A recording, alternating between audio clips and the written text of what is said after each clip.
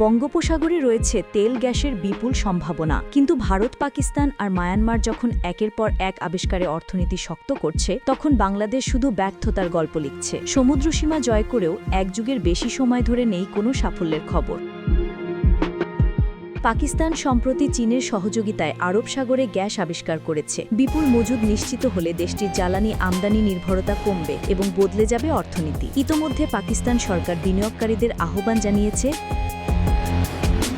ভারত গত বছর গভীর সমুদ্রে আবিষ্কার করে বড় তেল গ্যাসের খনি। অন্ধ্রপ্রদেশ উপকূলে পাওয়া এই খনি থেকে প্রতিদিন ৪৫,০০০ ব্যারেল তেল ও ১০ মিলিয়ন ঘনফুট গ্যাস উত্তোলনের সম্ভাবনা রয়েছে। এতে ভারতের বার্ষিক সাশ্রয় হবে ১০,০০০ কোটি রুপির বেশি। মায়ানমারও ২০১২ সালের সমুদ্রসীমা বিরোধ নিষ্পত্তির পর বাংলাদেশ সীমান্ত ঘেঁষা এলাকায় কয়েক ট্রিলিয়ন ঘনফুট গ্যাস পেয়েছে। এখন শুধু নিজস্ব চাহিদা নয়, চীনেও রপ্তানি করছে দেশটি। অথচ বাংলাদেশে ২৬টি ব্লক থাকলেও এখন কার্যত কোনো বিদেশি কোম্পানি অনুসন্ধান চালাচ্ছে না। কোনোকোফিলিপস, সান্তোস, পস্কো দায়ুর মতো কোম্পানি দাম শর্ত নিয়ে মতবিরোধে কাজ ছেড়ে চলে গেছে। বিশেষজ্ঞরা বলছেন, দ্রুত নতুন দরপত্র আহ্বান করে অনুসন্ধান শুরু না করলে বিদেশি বিনিয়োগের আগ্রহ আরও হারিয়ে যাবে। সরকারও স্বীকার করছে, প্রফিট শেয়ার মার্জিন ও জরিপের তথ্য ঘাটতি নিয়ে সংশোধনী আনার পর এবছরই চেষ্টা চলছে নতুন করে দরপত্র আহ্বানের।